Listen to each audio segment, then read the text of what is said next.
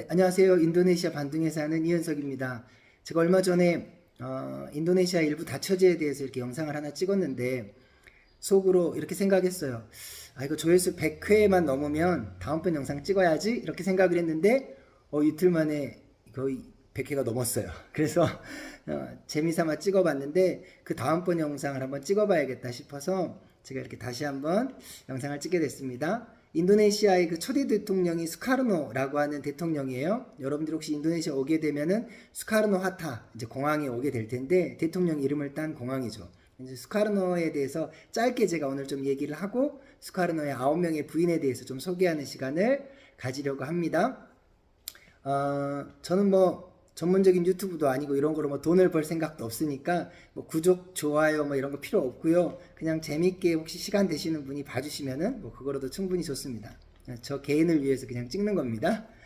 제가 인도네시아 역사 교과서를 공부를 했고 또 인도네시아 교육대학교 대학원에서 역사를 전공을 했는데 사실 뭐 수업 시간에 이런 걸 배우진 않았어요. 교과서에 나와 있지도 않고 그냥 제가 좋아서 재밌어서 혹시 찾아보고 이런 것들도 인도네시아를 관심 있어 하는 사람들에게 한번 알리고 싶어서 그냥 이렇게 찍어보는 겁니다.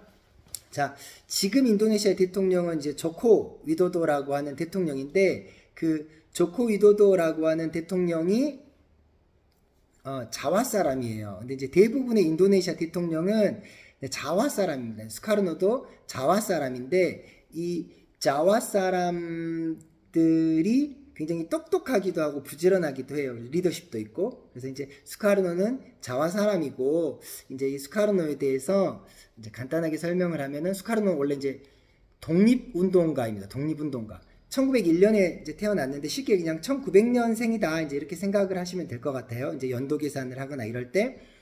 그리고 1970년 7월에 이제 죽게 되는데요. 70세 정도의 삶을 살았죠. 초대 대통령이고 인도네시아가 네덜란드로부터 독립을 하는데 이제 힘을 썼던 그런 대통령입니다. 1945년부터 1967년까지 대통령을 지냈습니다. 몇 년을 한 겁니까? 네. 거의 한 18년 정도? 19년 정도를 대통령을 했네요. 수카르노가 1967년 3월에 이제 수하르토 장군에 의해서 권력에서 쫓겨나서 가택연금을 당하는데 그때까지 이제 정말 많은 결혼을 합니다. 이제 다른 정치적인 재밌는 사건들도 많이 있지만 저는 오늘 이제 부인들을 소개해야 되기 때문에 이제 그런 다른 정치적인 이야기나 경제적인 얘기보다 그냥 아내들 결혼한 이야기만 이렇게 한번 골라서 한번 해보도록 하겠습니다. 그 반식민주의적 투쟁 그리고 그 식민지 이후의 이제 국가들을 이제 많은 지도자들이 그랬던 것처럼 수카르노가 자본주의도 반대를 했고 제국주의도 반대를 했어요. 근데 이제 또 사회주의적인 부분들을 옹호하기도 했고요. 그래서 굉장히 좀 독특한 대통령이긴 한데 이 수카르노가 얘기한 민주주의는 교도민주주의라고 해가지고 아마 한국 사람들은 인도네시아에 와보지 않은 사람들은 거의 처음 들어본 얘기일 거예요. 민주주의는 민주주의인데 교도민주주의가 뭐냐? 이제 이렇게 할 수 있는데 교도민주주의는 그 일종의 그 강력한 독재민주주의다. 이렇게 생각할 수 있을 것 같아요. 우리나라 역사에도 이제 그런 교도민주주의라는 얘기를 쓰진 않았지만 그런 독재를 했던 대통령들이 있었잖아요. 가르칠 교회 이끌 도 이렇게 해서 가르치고 이끄는 민주주의다. 누가? 대통령이 이제 그런 민주주의를 표명을 했습니다. 1955년에 이제 인도네시아 반둥에서 아시아 아프리카 회의가 열려요. 저도 이제 반둥에 살기 때문에 아시아 아프리카 회의를 한 10번은 가본 것 같아요. 손님들이 올 때마다 이곳이 역사적으로 중요한 장소입니다. 이렇게 해서 많이 가봤는데 그 반둥에 있는 아시아 아프리카 회의에서 바로 대통령이었던 수카르노가 이런 얘기를 해요. 아시아 아프리카의 여러 나라들은 이제 더 이상 강대국의 도구나 장난감이 아닙니다. 이렇게 얘기하면서 반제국주의를 얘기하고 반식민주의 그리고 평화의 공존, 비동맹 원칙 이런 걸 선언하면서 인도네시아는 교도민주주의로 갈 겁니다. 이제 이런 얘기들을 합니다. 네. 그래서 이제 국내적으로는 경기가 되게 어려웠고요. 또 부패 세력들도 많이 있었었고 또 지역에서의 어떤 반란들이 많이 있었어요. 당시 인도네시아가 독립했을 때 뭐 아체라든지 이런 주에서는 특별하게 우리는 인도네시아에 안 들어갈 거야 막 이런 얘기도 했고, 제가 살고 있는 반둥의 동쪽 지역에 있는 가루시나 타식말라야 지역에서도 다룰 이슬람이라고 하는 이슬람 왕국을 만들려고 했었었고, 또 뭐 슬라이스 남부라든지 막 이런 지역에서도 반란이 많았습니다. 공산주의자들도 많았고요. 그러다 보니까 수카르노 입장에서 굉장히 머리가 아픈 겁니다. 그래서 자유로운 정당, 정치 활동 이런 것들 좀 규제를 해야겠다. 그러지 않으면은 얘네들이 자기들 마음대로 그냥 하겠다 이런 생각이 들어서 계엄령을 선포하고 교도 민주주의를 이제 이야기를 하는 겁니다. 이제 수카르노가 제안한 교도 민주주의는 가르치고 이끄는데 누가? 내가 대통령이 내가 가르치고 이끌 거니까 너희는 따라와라. 그리고 질서 있는 토론을 해야 된다. 그리고 반대가 있으면 안 돼.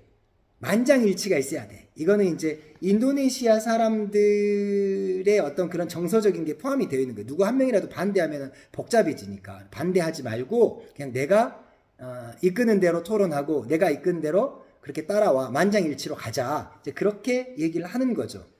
그래서 인도네시아 전통에 따르는 민주주의로서 정치적 분열을 심각한 수준으로 이끄는 그런 서구적인 어떤 그런 민주주의, 의회 민주주의의 대안책으로서 인도네시아에 필요하다. 이렇게 해서 주장했던 그런 민주주의입니다. 그렇지만 많은 부분에서 수카르노의 교도 민주주의는 가부장적인 민주주의고 독재적인 민주주의다. 이렇게 평가를 하고 있습니다. 자, 오늘은 이제 그런 수카르노, 권력을 쥐고 독재를 했던 그런 수카르노에게 어떤 부인들이 있었는지를 한 번씩 짧게 살펴볼 건데요. 첫 번째가 이제 오에따리라고 하는 부인입니다. 오에따리는 수카르노의 첫 번째 부인이에요. 수카르노가 1921년에 수라바야에서 결혼을 할 때 첫 번째 부인인 이 오에따리와 결혼합니다. 오에따리가 16살이었고 수카르노가 이제 20살이었어요. 그래서 어렸을 때죠. 어렸을 때 이제 결혼을 했는데 부모님들이 이제 얘기를 해서 결혼을 한 거죠. 그리고 오에따리의 아버지가 이제 네덜란드에 반대하는 무역 협의체에 속해 있었어요. 그리고 이제 이게 이제 띠조크로 아미노토라고 하는 지도자였는데 그 지도자에게 수카르노가 배우고 있었어요. 학생이었던 거죠. 자기의 선생님의 딸과 결혼을 했던 겁니다. 스승님에게 이제 배우면서 그 스승님의 딸과 결혼을 한 거죠. 오에따리의 어머니가 돌아가셨어요. 그래서 오에따리가 굉장히 외롭게 지내는 걸 보면서 그 스승님이 그 띠조크로가 이제 내 딸이랑 네가 결혼했으면 좋겠다. 이제 멋진 청년이네 이렇게 이제 했겠죠. 그래서 이제 결혼을 하게 됩니다. 그런데 이제 둘 다 별로 사랑을 하지 않았대요. 그래서 수카르노도 별로 이 딸을 마음에 안 들어했고 이 딸도 수카르노 별로 안 좋아했는데 아버지가 이제 강제로 어떻게 보면 결혼을 시킨 거죠. 그래서 이제 뭐 이렇게 위태롭게 결혼 생활을 유지하다가 금방 이혼을 하게 됩니다. 이제 수카르노가 오에따리를 별로 사랑하지 않는데 어떻게 계속 살겠어요. 그리고 수카르노는 꿈이 있었던 사람이기 때문에 나는 공부를 하러 반둥으로 갈 거야 라고 하면서 수라바야에서 반둥으로 이동을 하게 되면서 2년 만에 이혼을 하게 됩니다. 그리고 이제 수카르노는 22살 때 반둥에 있는 THS, 지금으로 말하면 이떼베라고 하는 반둥 공과대학인데요. 그 대학으로 공부하기 위해서 이주를 하게 됩니다. 그러면서 자연스럽게 첫 번째 부인인 오에따리와 헤어지게 되고 두 번째 부인을 만나게 되는데요. 두 번째 부인 이름이 잉깃 가르나시입니다. 잉깃 가르나시는 이제 원래 반둥 사람이에요. 원래 반둥 사람이고 수카르노가 반둥에 공부하러 왔을 때 그 하숙집에서 이제 만나게 된 겁니다. 근데 이제 이 잉깃은 수카르노보다 훨씬 나이가 많은 아주머니였어요. 그래서 수카르노가 이제 봤을 때 이 아주머니가 굉장히 유능하고 박식하고 예쁘다 이렇게 해가지고 이제 아줌마와 사랑을 빠지게 된 거죠. 당시 수카르노 나이는 20대 초반이었고 잉깃은 33살이었어요. 13살이나 연상이었는데 이제 잉깃은 이제 수카르노와 결혼을 하게 되죠. 지금 생각해도 이럴 수가 있을까 생각이 드는데 하숙집 그 이제 아주머니랑 이제 결혼을 하게 된 겁니다. 이제 쉽게 얘기하면은. 근데 이제 이 잉깃이 굉장히 내조를 잘했대요. 그래서 수카르노가 젊었을 때부터 이제 독립운동에 참여를 하고 당시 네덜란드 식민지였으니까요. 젊은 대학생이면서 또 독립운동을 했던 수카르노를 옆에서 잘 보살펴주고 감옥에 갇혔을 때라든지 가택연금을 당했을 때도 이 잉깃이 굉장히 잘 보살펴줍니다. 그리고 1943년 이제 결혼 생활 좀 했죠. 그리고 이제 1943년에 수카르노가 이제 멍꿀로라는 지역으로 유배를 가게 돼요. 네덜란드 정부에 의해서. 그때 이제 수카르노가 바람을 피우는 거예요. 20년 동안 살았던 이 연상의 자기를 극진히 보살폈던 이 잉깃을 배신하고 파뜨마와띠라고 하는 여자와 사랑에 빠지게 돼요. 20살짜리 여자와. 그것을 보고 이제 안 되겠다 하고 결국 헤어지고 반둥으로 돌아갑니다. 그리고 이제 세 번째 부인을 만나게 되는 거죠. 그래서 세 번째 부인인 이 파뜨마와띠하고는 수마트라의 서부 지역에 있는 멍꿀루라고 하는 지역에서 유배 생활을 할 때 만나게 됩니다. 유배라고 하지만 이제 어떻게 보면은 추방이에요, 추방. 너는 자카르타나 반둥과 같은 이런 지역에 있으면 안 돼라고 해가지고 조금이 멀리 떨어져 있는 곳으로 추방을 보냈는데 그 지역에서 이제 수카르노가 학교에서 선생님을 하고 있었어요. 얘들을 가르치고 있었는데 그때 이제 학생이었죠. 그래서 파뜨마와띠와 1943년 6월에 결혼을 하게 됩니다. 당시 수카르노 나이가 42살이었고 파뜨마와띠는 20살이었어요. 네, 그래서 이제 굉장히 연상하고 살다 13살 연상하고 살다가 18살 연하랑 결혼을 22살 연하죠. 22살 연하와 결혼을 하게 됩니다. 그리고 이제 이 파뜨마와띠가 첫 번째 영부인이 되는 거죠. 파뜨마와띠는 세 번째 부인이었지만 이제 1943년에 결혼하고 1945년에 인도네시아가 독립을 하면서 수카르노가 대통령이 됐기 때문에 영부인이 된 겁니다. 근데 이제 젊은 22살의 영부인이잖아요. 되게 어린 영부인인데 이제 수마트라의 벙꿀루 지역에 살다가 갑자기 자카르타로 이동을 하게 되고 대통령 궁에 살게 되고 나라가 이제 막 독립을 했으니까 그렇게 부유하지 않잖아요. 그래서 해외 순방을 할 때 그런 이야기가 있어요. 당시에 이제 여자들이 막 꾸미잖아요. 귀걸이도 하고 좋은 옷을 입고 해외 순방을 하니까 남편 따라가잖아요. 그러는데 장신구 같은 게 너무 없었던 거예요. 그래가지고 귀족 후손이었던 이제 국무부 장관 부인에게 액세서리 같은 걸 빌려서 그걸 착용하고 인도에 방문했던 그런 이야기로 유명합니다. 그렇게 세 번째 부인과 결혼을 해서 살다가 네 번째 부인인 하르띠니를 만나게 됩니다. 네 번째 부인 이제 이름이 스리 수하르띠니라고 하는데요. 1924년 자와 포노로고에서 태어났습니다. 동부자바 지역인데 거기서 태어나가지고 이미 결혼을 한번 했어요. 그리고 미망인이었는데 수카르노하고 결혼하기 전에 아이가 벌써 5명이나 있었습니다. 근데 이제 수카르노를 만난 거죠. 수카르노가 족자카르타로 가는 도중에 중간에 자카르타에서 족자카르타를 가다 보면은 살라티가라고 하는 도시가 있거든요. 이제 길이 3개로 나눠지는데 그 살라티가라고 하는 도시 저도 가봤습니다. 그 도시에서 이 여자를 만난 거예요. 그리고 이 여자를 만나가지고 이제 결혼을 해야 되는데 인도네시아에서는 그 결혼을 하려면 부인에게 허락을 받아야 되잖아요. 이혼을 하고 결혼한 게 아니라 그 전에 그 파뜨마와띠가 있는데 또 결혼을 하고 싶으니까 파뜨마와띠한테 나 결혼하고 싶은데 두 번째 부인 얻고 싶은데 허락 좀 해줘 라고 한 거죠. 그래서 결국 허락을 받고 이 하르띠니와 결혼을 하게 됩니다. 많은 사람들이 반대를 했어요. 안 됩니다 라고 했는데 막 결혼하겠다고 우긴 거죠. 그때 당시에 수카르노의 나이가 40이 훌쩍 넘었죠. 54세였고 하르띠니가 29살이었어요. 하르띠니는 일찍 결혼했나 봐요. 일찍 결혼해서 5명의 아이가 있던 29살의 하르띠니와 결혼을 하게 됩니다. 근데 이제 결국에는 이 하르띠니가 죽을 때까지 같이 있었죠. 굉장히 오랫동안 동행한 그런 아내로 이제 알려져 있습니다. 수카르노가 아플 때에도 그리고 이제 뭐 죽을 때에도 사실은 이 하르띠니의 품에서 죽게 되는 거죠. 네, 2 자녀를 낳았고 마지막까지 남아가지고 수카르노가 수브로토 병원에서 이제 죽거든요. 1970년 6월 21일 날. 근데 이제 그때 이 하르띠니 부인의 품에 무릎에 누워서 마지막에 숨을 거두었다라고 하는 거죠. 그래서 이 하르띠니와 가장 오래까지 함께 있었던 부인이 바로 네 번째 부인이었고요. 5번째 결혼을 이제 까르띠니 마노포라고 하는 여자하고 결혼을 합니다. 둘이 어떻게 만났냐면은 제가 이제 한 사람 한 사람 얘기를 막 길게 할 수는 없지만 짧게 얘기를 하면은 그 비스키 압둘라라고 하는 유명한 화가의 그림 전시회가 있었어요. 근데 그 그림 전시회에서 이제 까르띠니라고 하는 여자가 모델로 초상화 모델로 있었어요. 근데 그 그림을 본 거예요, 수카르노가. 그리고 나서 야, 이 여자 진짜 예쁘다. 그리고 이제 계속 그 그림을 보다가 안 되겠다. 이 여자를 좀 만나야겠다라고 한 거죠. 근데 이제 이 까르띠니는 마나도 사람인데요. 보통 이제 그 자와 사람이나 이제 이 자카르타에 살고 있는 자와 사람, 브타위 사람, 순다 사람들이 많이 있는데 마나도 사람들은 술라웨시 북쪽에 살고 있는 사람들인데 혼혈이 많아요.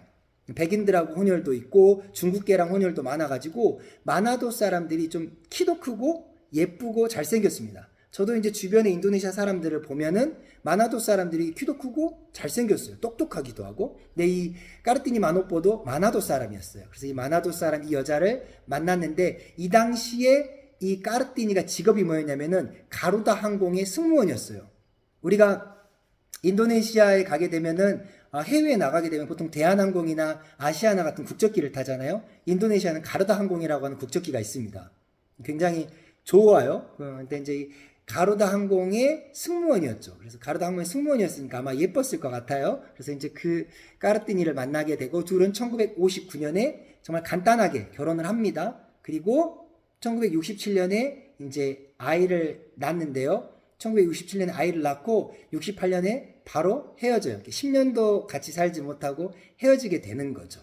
그리고 이제 여섯 번째 부인인 라트나 사리 데위인데 사실 이 라트나 사리 데위는 뭐 1시간 동안 얘기해도 될 만큼 굉장히 많은 이야기가 있는 사람이에요. 그러니까 인도네시아 사람이 아니거든요. 이 사리 데위는 일본 사람입니다. 그래서 사실은 굉장히 긴 이야기가 있는데 뭐 제가 편애해서 여섯 번째 부인인 이 사리 데위 이야기만 많이 할 수 없기 때문에 간략하게 얘기하겠습니다. 굉장히 매력적이고 예뻤다고 합니다. 제가 이제 할머니 사진은 봤는데 할머니는 별로 안 그런 것 같은데 젊었을 때 사진을 보면은 굉장히 예쁘고 매력적이었는데 1959년에 일본의 사쿠라 컨트리를 방문했을 때 처음 만나게 되는 거죠. 스카르노를. 그래서 스카르노가 이 이제 원래 이름이 네모토인데 이 네모토를 보고 한눈에 반한 거예요. 그래가지고 대통령이 일본에 방문을 갔다가 이 네모토를 만나가지고 반한 겁니다. 그래가지고 인도네시아 돌아온 다음에도 계속 네모토한테 편지를 보내는 거예요. 만나면 좋겠다. 너가 너무 그립다. 이런 편지를 보낸 거죠. 그런 편지를 계속 주고받다가 아마 일본 정부의 압력이나 뭔가 로비가 있었던 것 같아요. 그래가지고 1962년에 스카르노와 네모토가 결혼을 결정합니다. 아니 이미 아내가 2명 있었는데 아내들의 아마 동의를 얻었는지 잘 모르겠는데 얻었겠죠. 그렇게 해서 결혼을 합니다. 그때 네모토의 나이가 19살이었어요. 스카르노가 57세였고 그러니까 17살 때 네모토를 처음 보고 반해가지고 19살짜리 이 일본 여자와 57세의 이 인도네시아 대통령이 결혼을 하게 되는 겁니다. 결혼을 하고 나서 이제 이 네모토가 이름을 바꾸는데 이름을 바로 사리 데위로 바꾸는 겁니다. 그리고 이제 일본에서 인도네시아로 국적을 바꾸고 인도네시아로 오게 되는 거죠. 네, 그리고 이제 딸을 하나 낳았는데 까르띠아 사리 데위 해가지고 아마 이제 막 책도 있고 막 이래요. 막 많은 이야기도 있고 영상도 있는데 여튼 사리 데위는 스카르노가 가장 사랑하는 여자였대요.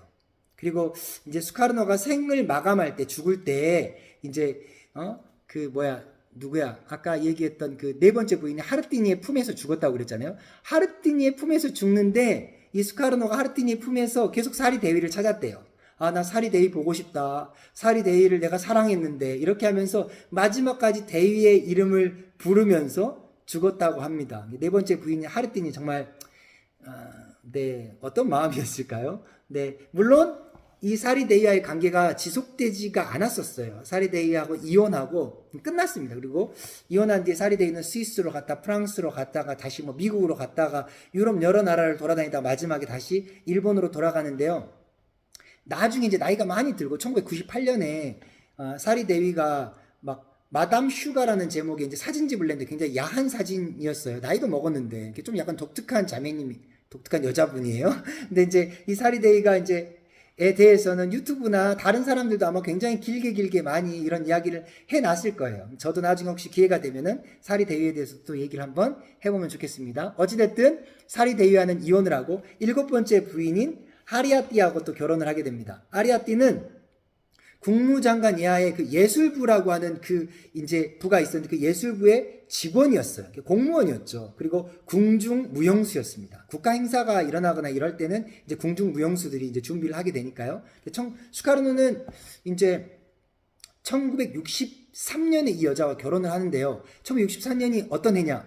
바로 일본 여자 네모토 사리데이하고 결혼한 지 1년밖에 안 된 해예요. 그러니까 일본 여자 정말 사랑한다고 그 난리를 쳐가지고 편지 주고받고 이래서 국제 결혼을 해가지고 일본 여자와 결혼을 했는데, 그리고 나서 1년밖에 안 됐는데 또 이 궁중 무용수하고 결혼을 또 한다는 겁니다. 그래서 두 사람이 결혼을 했습니다. 그리고 결혼하고 나서 얼마 되지 않아서 또 이혼을 하게 되는 거죠. 3년간 결혼 생활을 하고 이혼을 한 겁니다. 사실 이 야리아띠는 그 동부자바의 이제 포노로고라고 하는 지역의 술탄의 이제 손녀예요.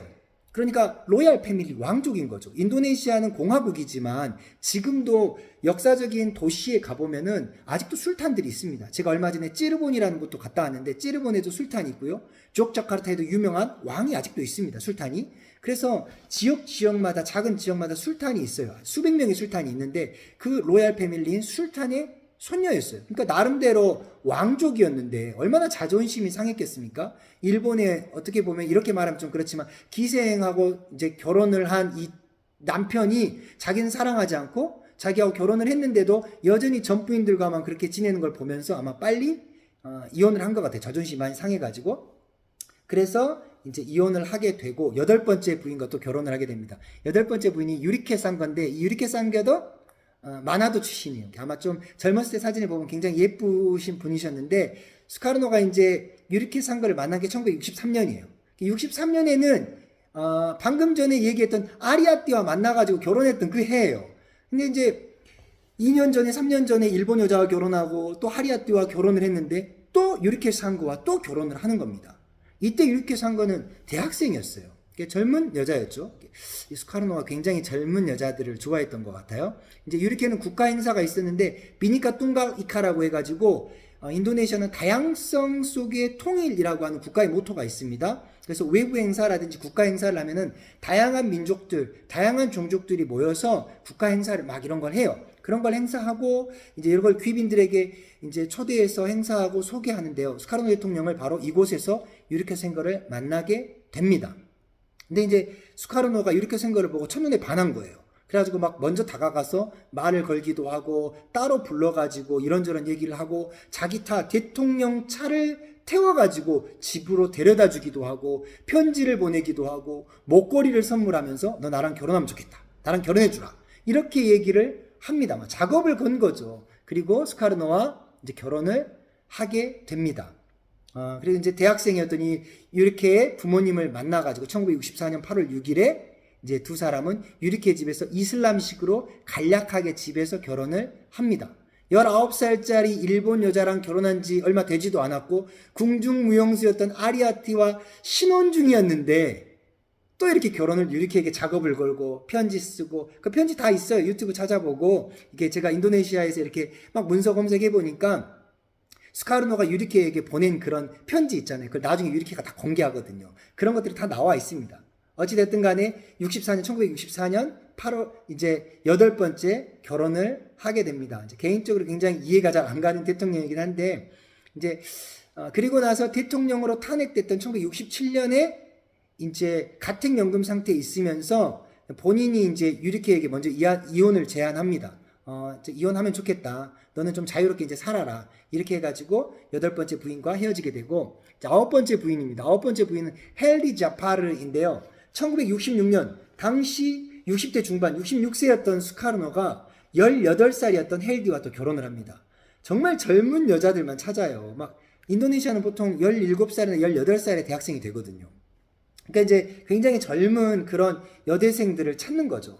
이제 인도네시아에서 그 당시 굉장히 정치적으로 좀 불안한 그런 상황이었거든요. 그래서 사실은 이제 9번째 부인인 헬디와의 신혼기간이 굉장히 짧습니다.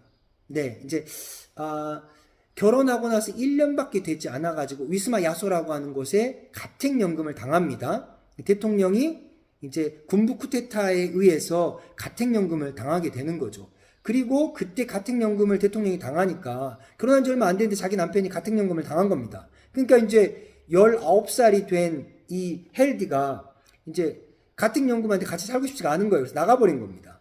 그래서 이제 헤어지게 되는 거죠. 이제 원래 헬디를 만났을 때도 스카르노가 헬디에게 반해가지고 보좌관을 통해 헬디를 불러요. 노래를 시켜봤는데 노래를 너무 잘해요. 사실 헬디가 노래대회에서 1등도 났고 춤도 잘 췄거든요. 춤도 잘 추고 노래도 잘 부르니까 헬디를 불러다가 이런저런 얘기를 해가지고 결국 꼬셔가지고 결혼을 하게 됐는데 이제 가택연금 당하니까 헬디가 집을 나가버린 거죠. 헬디를 찾는데 나 이혼하고 싶잖아 너랑 계속 살고 싶어 이렇게 했는데 헬디가 가버린 겁니다. 그래서 이제 헬디를 계속 찾고 나 너랑 죽기 직전까지 살고 싶어 나 이혼 안 하고 싶어라고 했지만 헬디가 이혼을 해버리는 거죠. 그래 헬디는 스카르노와 헤어지고 나서 그 다음에 이혼하고 나서 그 다음에 20살 때 1968년에 반자로 왕국의 후손 그 왕자하고 이제 구스티 수리안사와라고 하는 그 왕자하고 재혼을 하게 됩니다. 그러니까 아마 헬디는 별로 스카르노를 사랑하지 않았던 것 같아요. 이제 국가 행사에서